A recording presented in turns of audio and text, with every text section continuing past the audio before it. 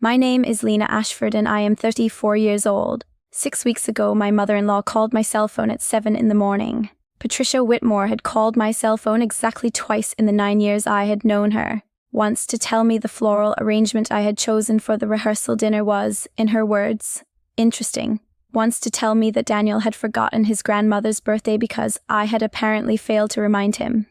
Both calls were indictments dressed as information. Both lasted less than 3 minutes. This call was different. Her voice was the voice of someone who had been practicing what to say, smoothed down until the original edges were gone. She said, "Lena, I need to speak with you. Not Daniel, you." I was standing in the corridor outside the nephrology ward at Hargrove Medical Center, where I had worked as a physician for 6 years. My badge was clipped to my white coat. I had 11 patients to see before noon and a residence teaching session at 2. I said, "I'm listening." She said, "I need your help." And then after a silence long enough that I counted to 4 without meaning to, she said the one thing I had spent 9 years knowing she would never say to me. She said, "I am sorry, and I need you to know it is not because of what I am about to ask you. I need you to believe that first." I stood in that hallway and said nothing. But before I tell you what happened next, take a moment to like this video and subscribe to the channel.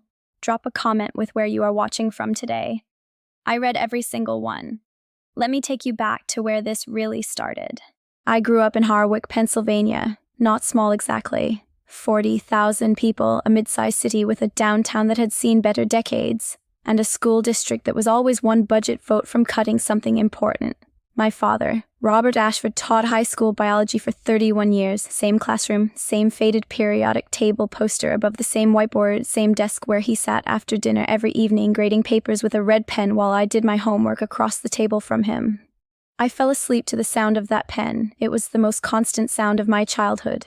My mother, Carol, worked as a bookkeeper at a regional heating and cooling company for 22 years. She kept their accounts accurate, their filings clean, and their owner, a man named Dale, honest about what he owed her every time she had to ask for a raise. She always got the raise. She was always patient about asking twice. I used to think that patience was a virtue until I got old enough to understand it was a survival strategy practiced by people who did not have the luxury of making demands. We were not poor, we were careful. There is a difference, but sometimes not a large one. I wore my older cousin's clothes through middle school. My parents drove cars until the repair cost exceeded the resale value, which they calculated themselves before deciding. My mother brought her lunch to work in the same brown bag for 22 years because the $10 she would have spent on the deli down the street was already assigned to something else. What they never cut was education. My father picked up SAT tutoring on Saturdays, 12 students per cycle at the dining room table with a whiteboard he had carried home from school. My mother took on bookkeeping for 2 small local businesses in the evenings, their books spread on the kitchen counter after dinner while I studied across from her. That money went into one account that was never touched for anything else. It had a label which was not written anywhere but which both of them referred to the same way always, without variation. College for Lena. I was the first person in my family to go to medical school, not just the first in my immediate family. In either direction, grandparents, aunts, uncles, cousins, 2 generations, I could trace clearly. I was the first one to wear a white coat and stand in a hospital and carry a title that had taken 8 years of education and 3 years of residency and 1 fellowship and a licensing exam. I sat in a cold room in April feeling like every answer might be the one that undid the previous 11 years. My father came to my white coat ceremony at Penn State College of Medicine. He sat in the 3rd row in a sport coat I recognized from his department Christmas dinners, and he looked like a man who had been waiting for that moment since the night I was born.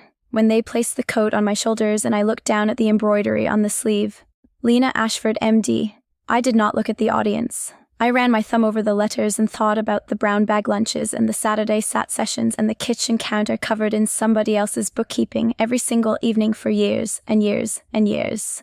My mother took 43 photos. She has the best one framed on the mantle in Harwick. First doctor in the family. She said it so many times that year that my father started saying it back to her, like a call and response. She would say it when anyone asked about me. First doctor in the family. My father would nod. First one. I met Daniel Whitmore in my third year of undergraduate at the University of Pittsburgh. He was an architecture student with the thoughtful quiet I initially mistook for shyness and turned out to be depth. He listened when people spoke, actually listened, not waiting for his turn to reply. He noticed the bones of buildings the way I noticed the mechanics of a body, the way things either held or they did not, and why.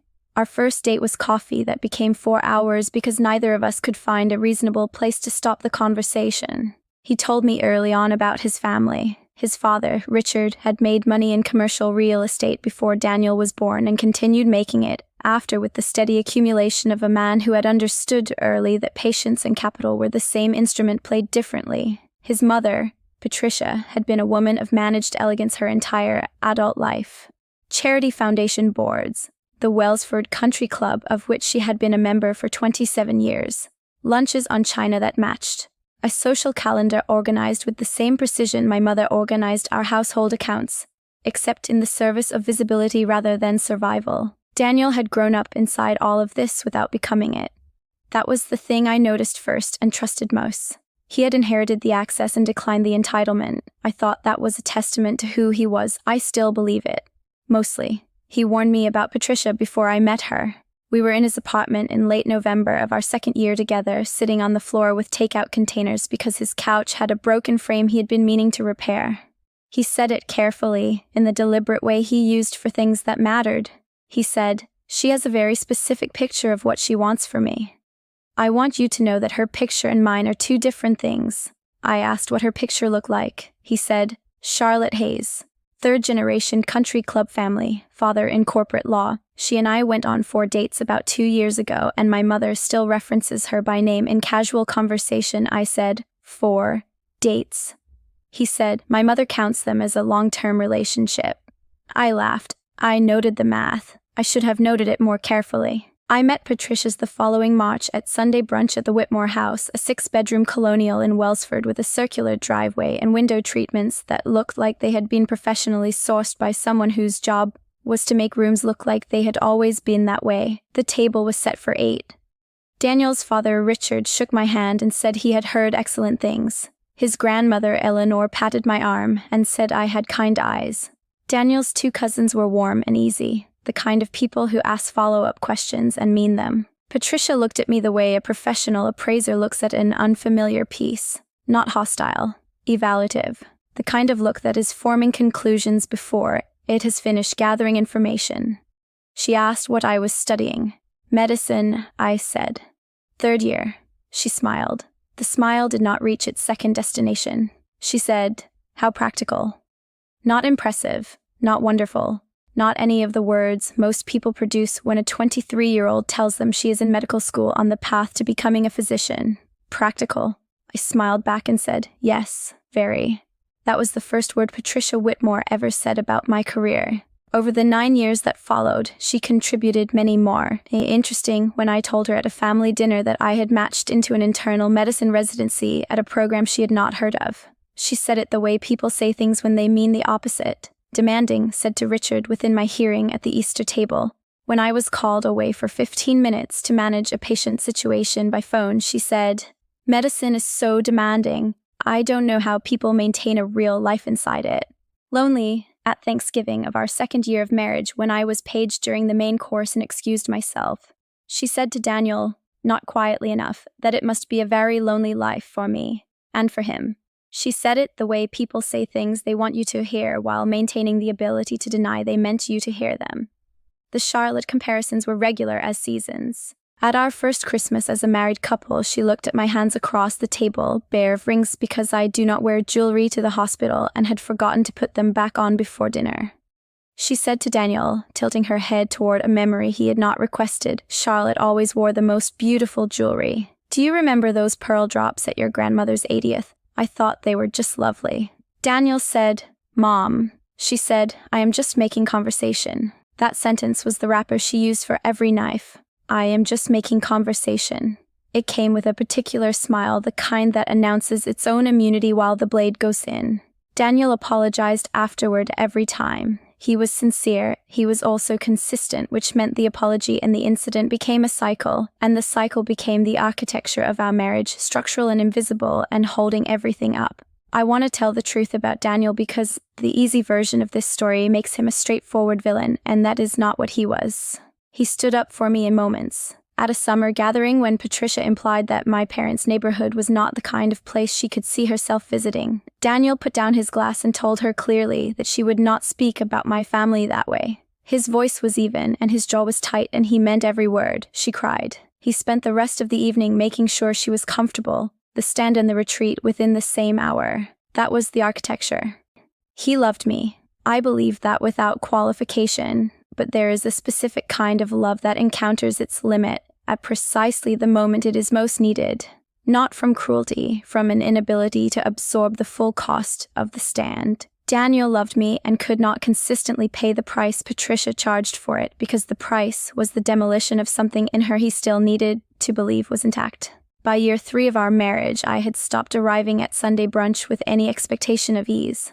I brought a professional distance to the Whitmore table the same way I brought it to a difficult family consultation in the hospital. Neutral, measured, present without extending anything beyond what was required. I had started doing something internally that I recognized from my training, keeping a chart. Physicians keep charts, not from spite, from accuracy, because the record of what happened is sometimes the only reliable thing. Patricia's comment at Thanksgiving 2019, the one about the lonely life, the Christmas Pearl drops reference logged by date, the time she told her friend Vivian on the phone in a voice calibrated to carry into the kitchen where I was standing. It is wonderful that Daniel is happy, whatever that means for him now. The Easter when she asked me whether I had considered reducing my hours since Daniel traveled and someone needed to be reliably home. I was a full-time physician with a teaching responsibility and a caseload. I had no hours to reduce. She knew this. I am just making conversation. Year 5, I was asked by my department head at Hargrove Medical to take on a formal teaching role with the incoming residents. Tuesday afternoons, a rotating cohort of third-year physicians in training who called me Dr. Ashford and looked at me the way I had once looked at my own attendings, with the specific hope that they would be standing where I stood someday. I said yes. I restructured my Tuesdays around it. I told Daniel. He mentioned it at the next family dinner. Richard said, "That is impressive, Lena. Good for you." Patricia said, "More hours then." She cut her fish with the precision of a woman who always knows how to land a point without making a scene. Daniel looked at his plate. I looked at mine. I had started something that year that I did not fully name at the time. After 9 years, I can name it cleanly. I was building a record not of grievances but of patterns, the way an analyst tracks a system to understand what it is actually doing beneath what it claims to be doing.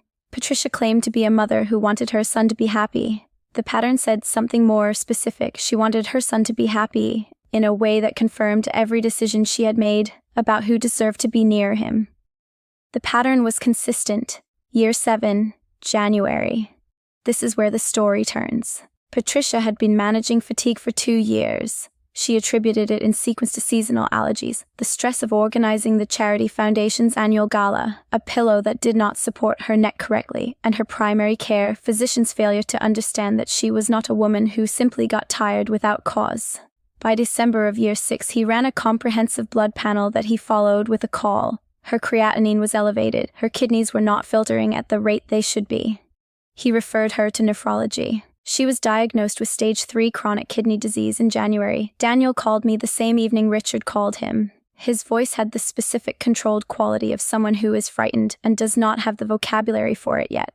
I walked him through what stage 3 meant. Not end stage, not immediate crisis, but a trajectory with a direction. And the direction required attention. He asked what the worst case was. I told him. Kidney failure, dialysis, transplant. He was quiet for a moment. Then he asked, "Can it be stopped?" I said, "Sometimes. With the right management. Diet, medication, close monitoring. It depends on the underlying cause and how well it responds to treatment. I have a colleague who is the best nephrologist in the Hargrove system. I want to refer her to him." He said, "Will you help her?" I said, "Of course." I meant it completely. Whatever Patricia had said across 9 years of Sunday brunches, whatever she had implied across every practical and demanding and lonely, I was a physician. My training had no provision in it for withholding care based on whether the patient had been kind to you. It cannot work that way. The moment it does, something essential breaks. I called my colleague Vivek Narayan the following morning. He had trained at Johns Hopkins, published research on progressive renal disease management, and had a waiting list of patients who drove hours to see him. I called him on his direct line, told him the situation, and asked him to fit Patricia into his schedule as a personal favor. He said, "Send her over. Thursday at 2. Patricia's first appointment was that Thursday. She did not call me afterward to say how it had gone. Daniel relayed the information. Vivek had confirmed the diagnosis, stage 3, trending in the wrong direction. Medication and dietary changes prescribed. Follow-up in 6 weeks. I asked Daniel, did she ask who made the referral? He said Vivek told her a colleague had called. She did not ask who. I said, okay. She spent the next 18 months in Vivek's care with a discipline that surprised me and a consistency that did not. Patricia Whitmore had always been rigorous about outcomes she decided mattered. She followed the dietary guidelines to the letter. She took her medication at the prescribed times. She kept every appointment. She had brought this same precision to charity galas and country club committees for 25 years. She brought it now to the business of staying alive. It was not enough. By month 19, her kidney function had declined to stage 4. Vivek called me directly as a colleague because he knew the relational geometry of the situation and because we had worked together long enough for that kind of honesty. He said, she is going to need to start thinking about dialysis and a transplant. She is AB negative.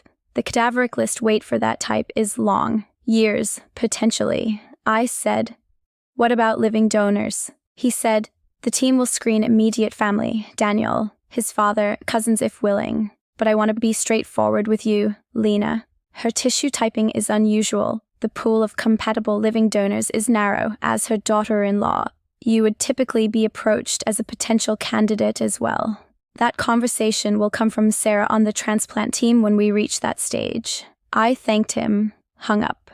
I sat at my desk and did not move for several minutes. AB negative, less than 1% of the general population. The probability of a family member being a suitable living donor match was not high. The probability of the pool extending to spouses and in-laws was real. I had known my own blood type since the first week of medical school. It was in my employee file at Hargrove, on my hospital badge record, in the staff medical database. AB negative. I sat with that for a long time. I want to tell you the decision was easy. I want to tell you that the answer arrived before I had finished forming the question, clean and obvious and uncomplicated, but that would not be accurate, and accuracy is the only thing I have always been able to offer cleanly. I went home that night and did not tell Daniel. I made dinner, asked how his day had been, listened to the answer. He asked about mine. I said, busy. He said his mother had sounded tired on their call.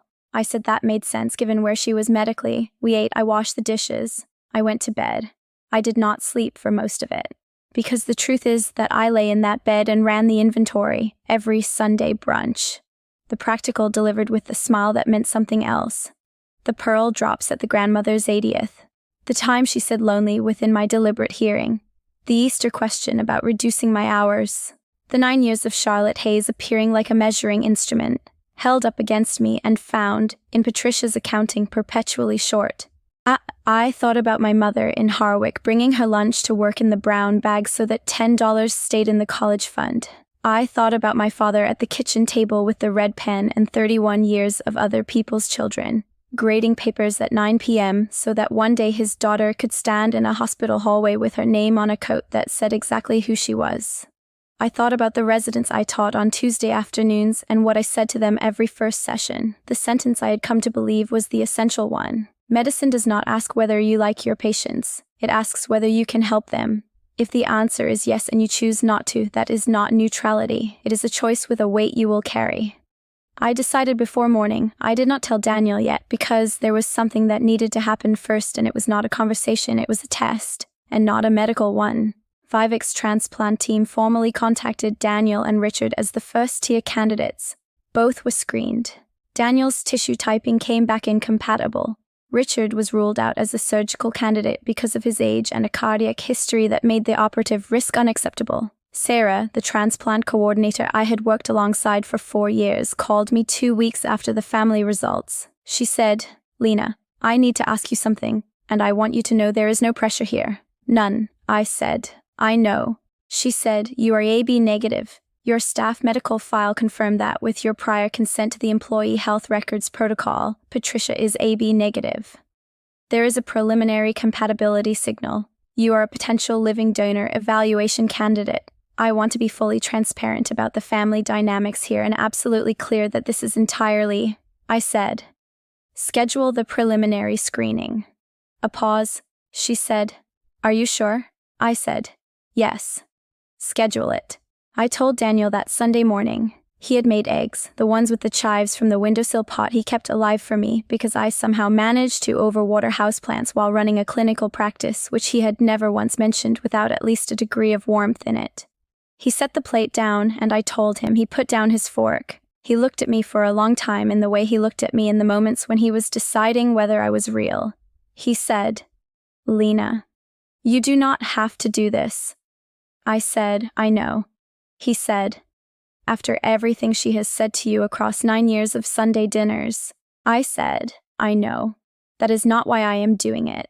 I am doing it because I can help, and I am in good health, and the risk to me is manageable, and because not doing it for those reasons would make me someone I have worked very hard not to be." He looked at the table, then back at me. He said, "I do not know what I did." I said, "You kept the chives alive. That was most of it." His eyes filled. He is not a man who cries easily. He was crying. I said, "Daniel, this is just a screening. I may not even be a surgical candidate. Let me get through the evaluation first." The evaluation took 6 weeks. Blood work, comprehensive tissue typing, full medical review including imaging, a psychological screening with a licensed counselor, a surgical consultation, and a meeting with an independent patient advocate whose only function was to confirm that my decision was mine and not the product of any external pressure. Her name was Dr. Phyllis Grant, 60 years old, silver hair, the kind of directness that earns its softness. She asked me to walk her through my reasoning. I told her the version that was true in the way that had nothing to do with Charlotte Hayes or Pearl Drops or 9 years of Sunday brunches. I said, "I am a physician. I am in good health. The compatible risk profile for living kidney donation at my age is well within the range I would describe as medically acceptable. If I decline to be evaluated and Patricia spends years on dialysis or dies waiting for a cadaveric kidney, I will carry that. Not from guilt. From the version of the physician I have been trying to be since I put on a white coat at 26 years old. That version does not walk past the answer because the answer involves someone who was unkind to her." Dr. Grant looked at me for a moment. Then she said, "I have one more question. Your mother-in-law, does she know you are being evaluated?" I said, "Not yet." She said, "When she finds out, what do you expect her response to be?" I thought about that for a genuine moment. Then I said, "I honestly do not know. That is the first completely honest thing I have been able to say about her in 9 years. Dr. Grant nodded. Then she smiled just briefly. "I believe you," she said. The results came back on a Thursday afternoon. Compatible. Surgical candidate. No medical contraindications. Daniel was sitting next to me when Sarah called. He was still when I wrote down the numbers and read them back. When I hung up, he sat for a long time without speaking. He said, "I am going to call my mother myself. Before Vivek tells her, before Sarah tells her, before anyone says anything to anyone. I am going to call her and I am going to tell her who you are and what you have done and what it has cost you to decide to do it. And she is going to listen to every single word." I said, "Daniel," he said, "please, let me do this one. Let me finally do this one correctly." I let him. He made the call from the back porch. 41 minutes. I watched the kitchen clock without meaning to. When he came in, he looked like a man who had set something down. His eyes were red at their edges. He sat across the table from me. He said, "She cried. Not the kind she uses, the other kind." I said nothing. He said, "She wants to know if she can call you, not about the transplant logistics. Just to call you." She said, "Not Daniel, just you." I said, "Yes." But here I need to tell you about the hallway, because before that call came, something happened in the building where I had worked for 6 years that I had not planned for and could not have arranged if I had tried. Patricia had a follow-up appointment with Vivek on the same Thursday afternoon that I was in the transplant clinic for a pre-surgical consultation. The clinic was on the 3rd floor. Vivek's office was on the 3rd floor. I had not looked at her appointment schedule. The thought had not occurred to me. I stepped off the elevator with my badge clipped to my coat and my patient tablet in my hand, moving at the pace I moved at every day in that building. The pace of someone who belonged there without caveat or asterisk. Patricia was at the elevator bank with Richard waiting to go down. She saw my badge first. I watched it happen. Her eyes dropped to the text on the plastic card and read it. Lena Ashford, MD, Hargrove Medical Center, then the coat, then the floor, then my face. I saw the sequence of recognitions move across her expression the way I watch a patient's face during a diagnosis conversation, looking for the moment the information lands and what it changes. The badge, the coat, the title, the realization that this building, these corridors, this floor, was not a place she had ever associated with me. The realization that it was mine, in a way she had no frame for. She said, "Lena." I said, "Patricia. How are you feeling today?" She said, "You work here." I said, "For 6 years." She looked at the coat again, at the badge, at the embroidery that said exactly what I did and where I did it and who I was in this building and every building like it. She said, "Dr. Ashford." She said it quietly. Not as a greeting, as a recognition that had arrived 6 years late and 9 years of Sunday brunches too late and was landing now in a corridor on the 3rd floor of a hospital because this was the first time she had ever been somewhere that made it impossible to avoid. "Dr. Ashford." I said, "I have a meeting. I hope the appointment went well." I walked past them to the transplant clinic. I have thought about that moment many times since, not with satisfaction exactly, with something more like the feeling you get when a long equation finally resolves. Patricia Whitmore had stood at an elevator bank in the building where I had built the entire career she had spent 9 years calling practical and demanding and lonely, and she had looked at my badge and said my title because the building had left her no room to say anything else. I had not arranged that. I had just shown up to work. The same thing I had been doing every day for 6 years. The work had been the answer the whole time. I had just needed her to finally be in the right building to read it. The surgery was on a Tuesday morning 6 weeks later. I was in the operating room for 4 hours. Daniel sat with Richard in the surgical waiting room and did not leave once. My mother drove from Harwick at 5 in the morning and sat beside Daniel for the final 2 hours. My father sent a text that arrived when I came out of anesthesia recovery. It said, "First doctor in the family, we love you." I was discharged in 5 days. Patricia's body accepted the kidney with no complications. Vivek called me on day 3 post-transplant with the kind of clinical satisfaction that sounds like the most professional version of joy. 6 weeks later, Patricia called me at 2 in the afternoon. That was the call I told you about at the beginning. The one where she said, "I am sorry," and told me it was not because of what she was about to ask. But let me tell you what happened in the 3 weeks between the surgery and that call, because that is the part I did not expect. At my 1-week post-surgical follow-up, I was in the outpatient clinic on the 2nd floor. Patricia's recovery room was 1 floor up.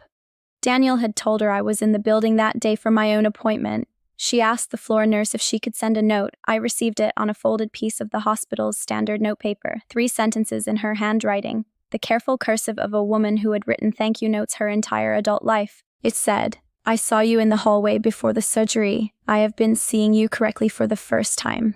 I am sorry it took a building to make me look." I folded the note. I put it in my coat pocket. I finished my appointment. I drove home. Daniel asked about the appointment. I said everything looked good. He asked if anything had happened. I told him about the note. He read it. He set it on the table. He was quiet for a long time. He said, "She has never apologized to anyone in writing in my entire life." I said, "I know." He said, "Not once?" I said, "I know." He said, "What are you going to do with it?" I looked at the note on the table. 3 sentences, careful cursive. The specific effort of a woman who knew exactly what it cost her to write them. I said, "I am going to put it somewhere I can find it." I put it in the folder on my desk, behind my medical school graduation program, and in front of a photo of my parents at my white coat ceremony. My father's face in that photo, 31 years of red pens at the kitchen table, my mother's brown bag, lunch, the college fund that was never touched for anything else, 3 generations of showing up. The note went there because it belonged there, because it was evidence of the same thing, that the work eventually speaks in a language even the people who refuse to hear it cannot ignore forever. When Patricia called 6 weeks later and said, "I am sorry and I need your help," I said, "I hear you." She said, "Is that enough for now?" I said, "For now." She said, "I would like to do better. I do not know exactly what that looks like yet." I said, "Neither do I. But you could start by coming to Sunday brunch without mentioning Charlotte Hayes." A pause. Then very quietly, "That is not a very high bar, Lena." I said, "No, it is not. But it is the one we are starting with." She said, "Okay." I said, "Okay." We have had 4 Sunday brunches since then. She has not mentioned Charlotte once. She has asked about the residence I teach on Tuesdays. She asked my mother's name and has used it twice now in conversation without prompting. She asked my father what subject he taught, and when he said biology, she said, "That explains a few things about Lena." She said it the way you say something when you mean it as a compliment and are still learning how. Daniel caught my eye across the table the second time it happened. He did not say anything. He did not have to. Here is what 9 years of Sunday brunches and 1 operating room Tuesday taught me. The people who try to make you smaller are afraid of exactly one specific thing. Not you, exactly. The proof that the world they built their sense of safety on was never the only available world. The proof that someone could build something real and complete and worth being without their connections, their approval, their version of the right family or the right background or the right pearl drops at the right birthday dinner. Patricia was afraid of the proof, and the proof was never going to disappear because she kept calling it practical. It was in the hallway on the 3rd floor of Hargrove Medical Center with a badge and a coat and 12 years of work behind it, and it had been there every single day for 6 years, and all it had required was for her to finally be in the right building on the right afternoon to read the name. I am not telling you this to make an argument about what I chose to do. The donation decision is mine and belongs to my specific situation and my specific reasons, and you may have entirely different ones in an entirely different situation. That is yours to hold. I am telling you this because of the hallway moment, because of the note on the hospital notepaper, because of the difference between the woman who said practical in March of our first meeting and the woman who said, "That explains a few things about Lena" across the Sunday brunch table 9 years later. That distance was not crossed by a confrontation. It was not crossed by a speech or a list or a moment where I made her account for every Sunday dinner. It was crossed by a white coat in a corridor on a Tuesday afternoon, by a name embroidered in blue thread above a badge in a building where I had been building something for 6 years that did not need her permission to exist. The work did not wait for her to approve it. It was never going to. If someone in your life has spent years calling what you built something smaller than it is, I want to hear from you. Drop it in the comments. And if this story reminded you that the work eventually speaks louder than anything anyone calls it, share it with one person who needs to hear that today. Subscribe to the channel if you have not yet. There is another story in the description I think will land exactly right. I will see you next time.